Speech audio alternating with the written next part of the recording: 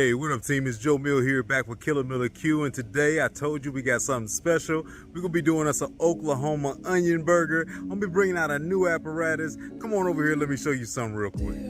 All right team, so we're gonna be jumping on this old Blackstone 36-inch griddle today. I wanted to start pulling this out, showing you some of the cooks that I'll be doing on there. Obviously I'm not making no fire today, but with football season coming, I think this is gonna be a nice addition. I'm gonna show you some of the things that you can do, not only when you're at home. You can literally look at this as a giant skillet.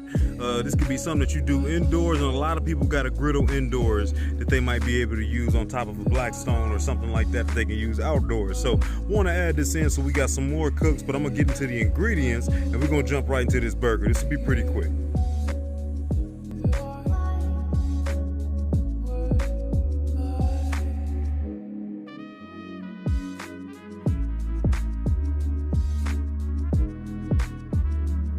All right, so this is what we're looking at.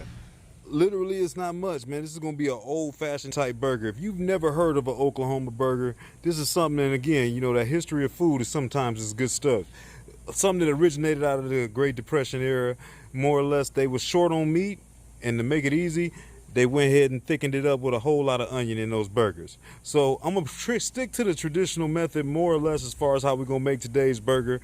But with that said, I will be adding in a little something. I don't know if they was doing brioche buns or not. They might have been doing like a potato bun or something like that. There's a lot of people that you can do a lot of different onions, whether you go with a sweet onion or something like that. I'm just going with a general white onion. A lot of time I've seen Spanish white onion, stuff like that. And I'm going with a general dill pickle that we're gonna go with along with some yellow mustard. Other than that, you can use ground beef. 80-20 usually comes out best when you're making a burger. I'm gonna be using some ground chuck, which is a little bit better. I mean, you think about it, ground beef is pretty much gonna be sourced from all over that cow. Where you got ground chuck, that's basically gonna be ground specifically from the chuck area.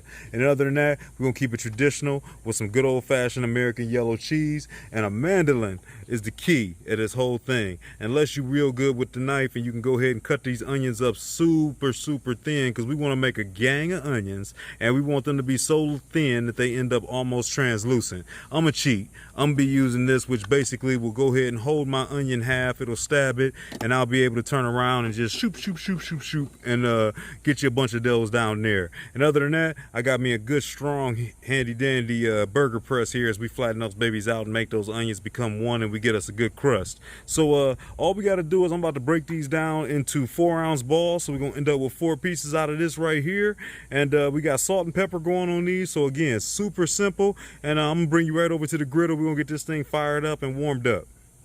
All right, the only little bit of prep we got to do, jumping into this onion, basically took off that first layer in the skin, got rid of the root more or less. So basically all I'm gonna do is be pushing it right into the backside of this mandolin holder, and then we're gonna be slicing right over the top, and I'm gonna show you how little and translucent we'll get these onions once we break them all down.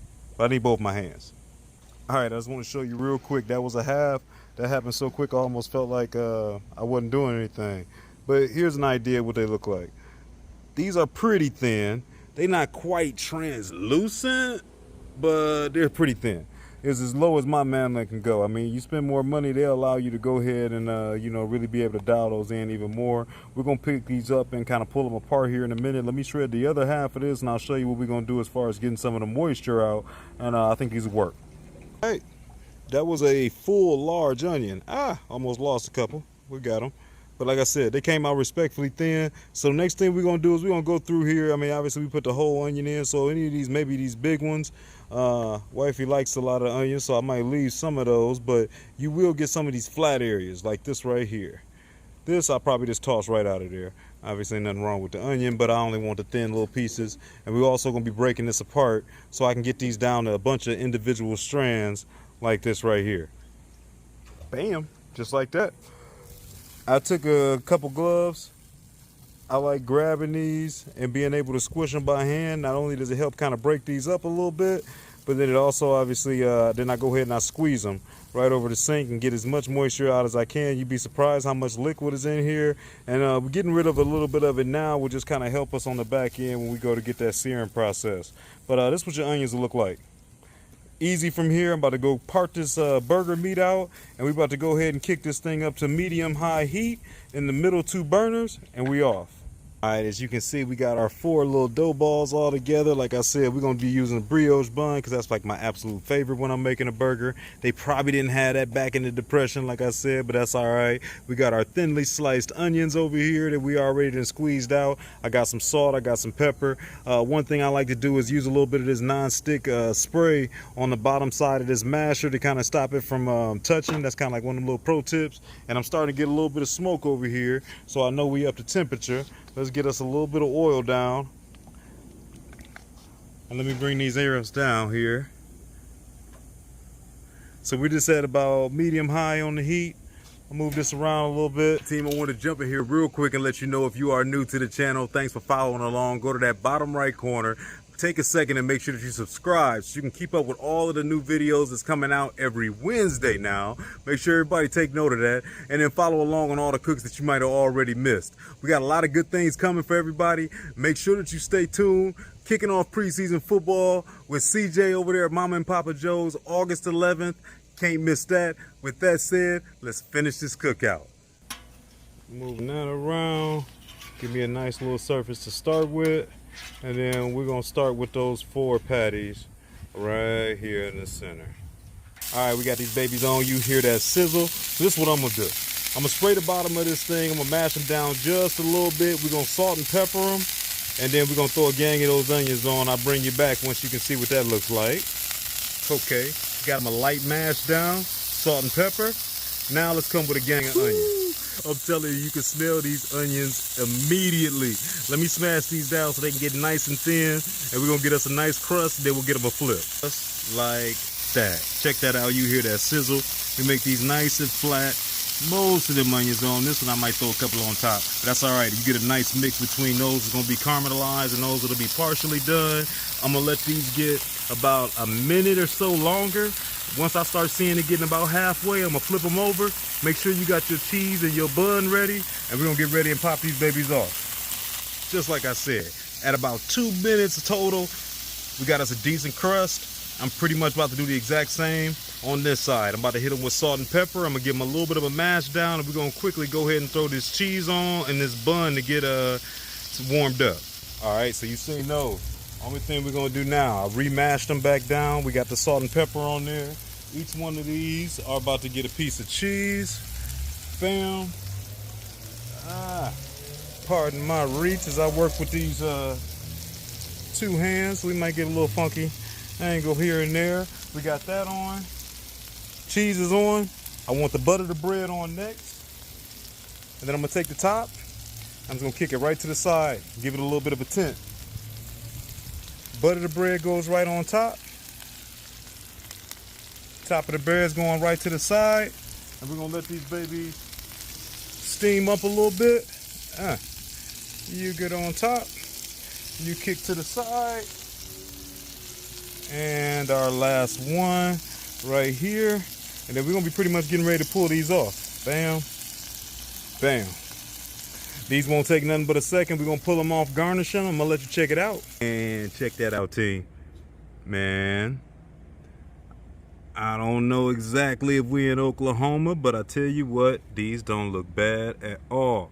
We're gonna keep them pretty classic. Let me show you what they look like on the inside. Onions is nice and caramelized, right? We got that cheese nice and melted. That's gonna add on another great little flavor added in onto the bun and everything itself. So we're gonna keep it traditional. I wanna see what it tastes like if I did it old school style, which is nothing but some of these dill pickles. I think I'll give myself one more. And other than that, they hit you with a little bit of mustard and bam. That's pretty much like a classic. Let's taste that right there.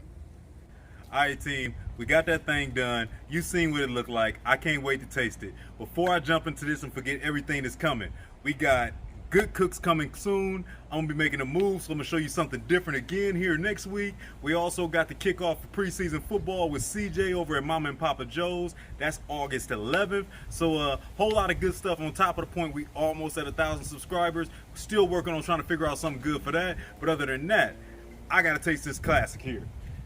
We got the one that we dressed up nice and pretty, more or less classic. I could have did lettuce or tomato or mayo or something like that, but we're gonna go just like this. My mouth is literally over here watering. Look at that.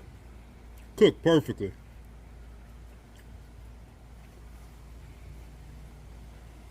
Give me a second. You know, so I thought about going with SPG. I thought about doing a different rub. Just good old fashioned salt and pepper and some good meat tastes great. And then those onions, they give off a ton of flavor with the caramelization. And then you got some that's more uncooked. You get kind of like a different flavor from both. This right here is straight fire.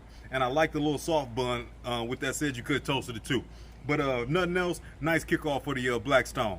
Hey, Joe Mill here with Killer Miller Q. You know we're going to be doing it again next week on Wednesday. Make sure you're here. Peace.